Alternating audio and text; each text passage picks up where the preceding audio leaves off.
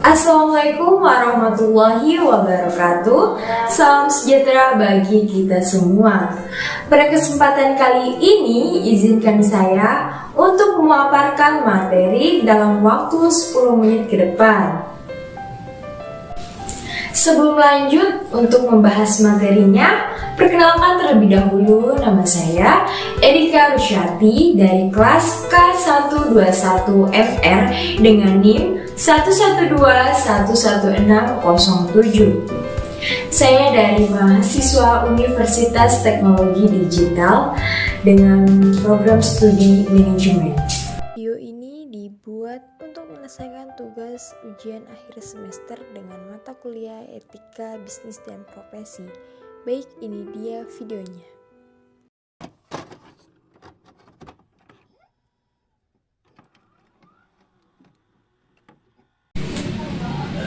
Pembahasan kali ini saya akan membahas mengenai konsep etika bisnis. Untuk itu kita harus tahu dulu apa itu etika. Etika berasal dari bahasa Yunani yaitu ethos yang memiliki arti sikap, perasaan, akhlak, kebiasaan, dan watak. Sedangkan menurut Magnus Suseno berpendapat bahwa etika merupakan bukan suatu ajaran, melainkan suatu ilmu. Selanjutnya, apa itu bisnis?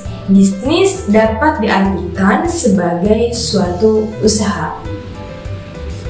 Nah, dapat disimpulkan, etika bisnis adalah suatu tata cara yang dijadikan sebagai acuan dalam menjalankan kegiatan berbisnis, di mana dalam tata cara tersebut mencakup berbagai macam aspek, baik dari individu, institusi, kebijakan, serta perilaku berbisnis. Selanjutnya, tujuan etika bisnis bertujuan untuk menjalankan dan menciptakan sebuah bisnis seadil mungkin, serta menyesuaikan hukum yang sudah dibuat. Selain itu juga dimaksudkan untuk menghilangkan ketergantungan pada sebuah kedudukan individu maupun perusahaan.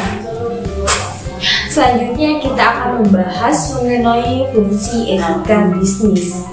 Ini berfungsi untuk dapat mengurangi dana yang diakibatkan dari pencegahan yang memungkinkan terjadinya perpecahan, baik dari internal perusahaan maupun eksternal perusahaan.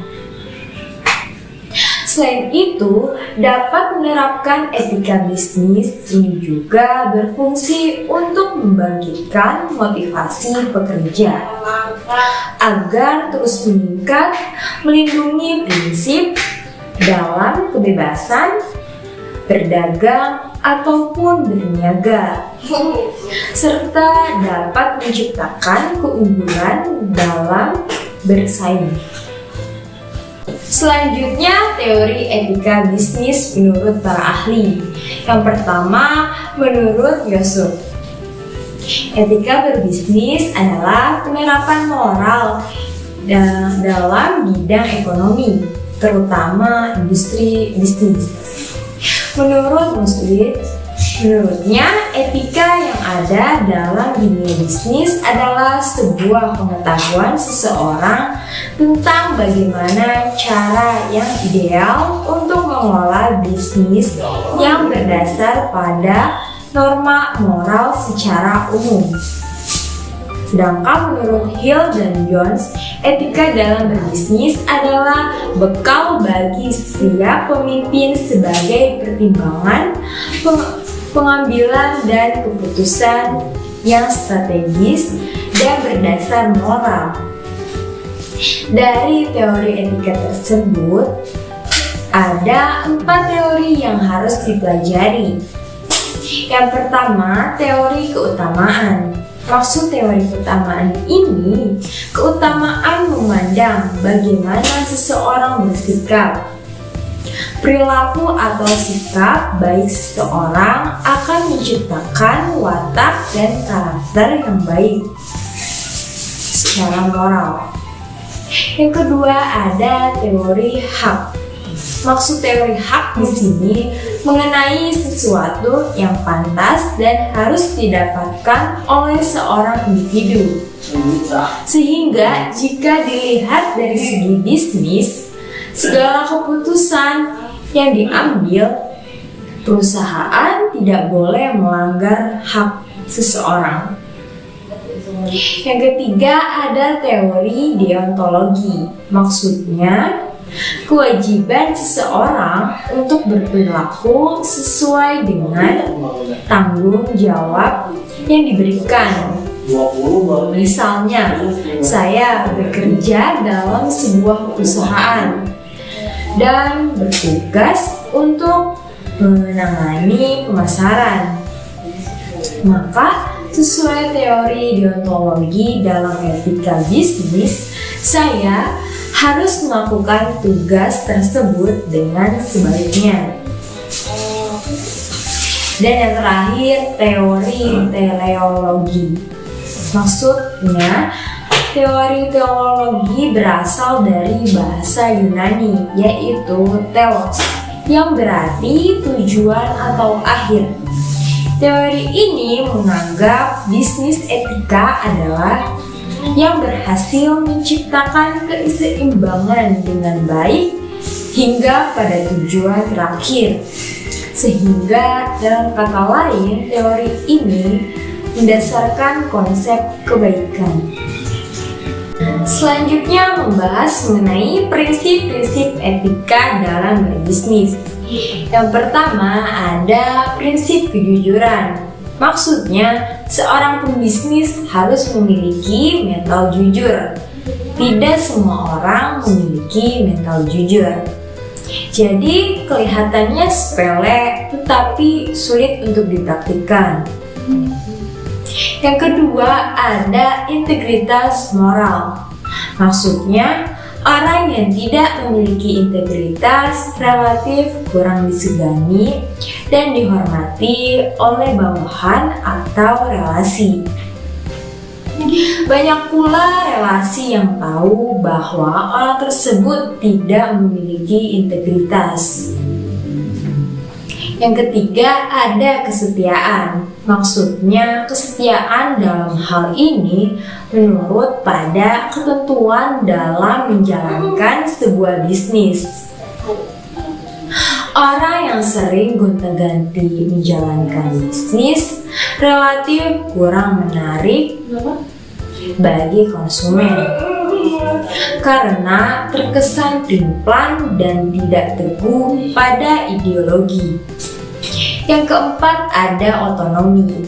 Maksudnya seorang pembisnis harus memiliki keberanian dan ketegasan dalam membuat keputusan, di mana pelaku bisnis harus yakin dengan keputusan yang dibuat.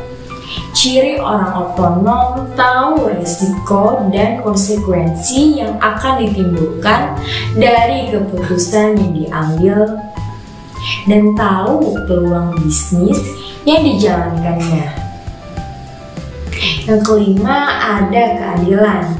Maksudnya pebisnis juga memiliki keadilan dalam bersikap, terutama bersikap terhadap karyawan dan adil dalam banyak hal.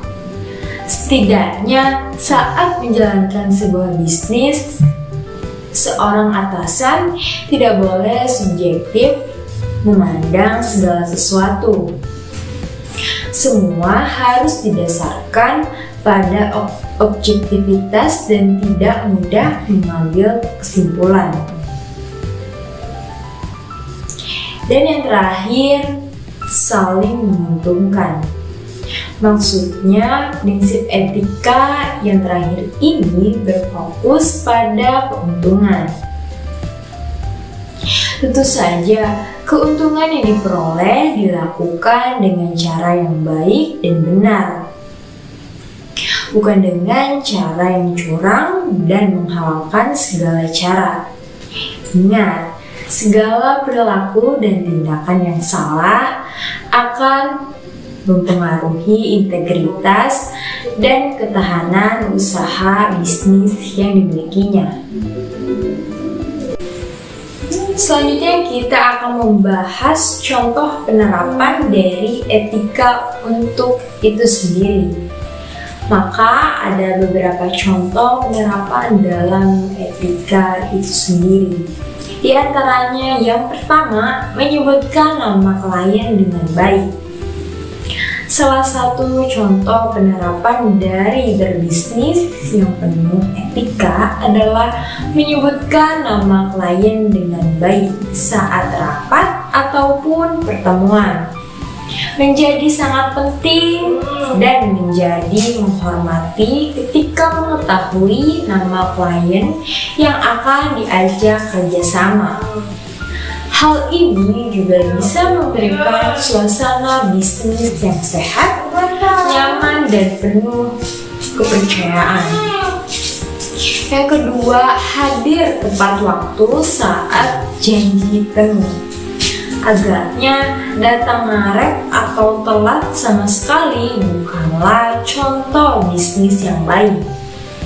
Datanglah tepat waktu ketika ada janji temu, apalagi ketika diadakan di luar kantor. Jangan sampai klien menunggu, apalagi jika menjadi tuan rumah atau si pengundang. Yang ketiga, berdiri saat berkenalan. Kemudian contoh lain yang bisa dicoba untuk diterapkan adalah berdiri saat berkenalan. Jangan sampai terkesan terlalu pushy meski menjadi tuan rumah perusahaan. Sikap sopan santun merupakan budaya ketimuran yang baik diterapkan dalam berbisnis. Yang keempat, tidak segan mengucapkan terima kasih. Contoh lainnya dari berbisnis yang baik adalah tidak segan mengucapkan terima kasih saat kegiatan meeting atau kontak langsung dengan klien. Ini bisa menjadi salah satu pembangun citra yang baik. Selain itu, sudah menjadi keharusan bukan untuk berterima kasih pada orang lain dalam kehidupan bersosial. Yang kelima, membayar tagihan rapat. Rapat dan pertemuan bisnis seringkali terjadi di luar kantor, seperti kafe, rumah makan, mal, atau tempat lainnya. Biasakan ketika menjadi tuan rumah yang mengundang untuk selalu tepat dalam membayar tagihan. Jangan sampai klien yang mengeluarkan uang karena bisa memberikan citra kurang baik. Nah, itu dia hasil pemaparan yang sudah saya jelaskan mengenai konsep etika bisnis. Semoga apa yang sudah saya jelaskan tadi dapat bermanfaat bagi kita semua. Saya ucapkan terima kasih kepada Bapak Pulung Puryana SEMSI selaku dosen pengampu mata kuliah Etika Bisnis dan Profesi. Mungkin cukup sekian video dari saya. Mohon maaf bila ada kesalahan. Saya ucapkan terima kasih. Wassalamualaikum warahmatullahi wabarakatuh.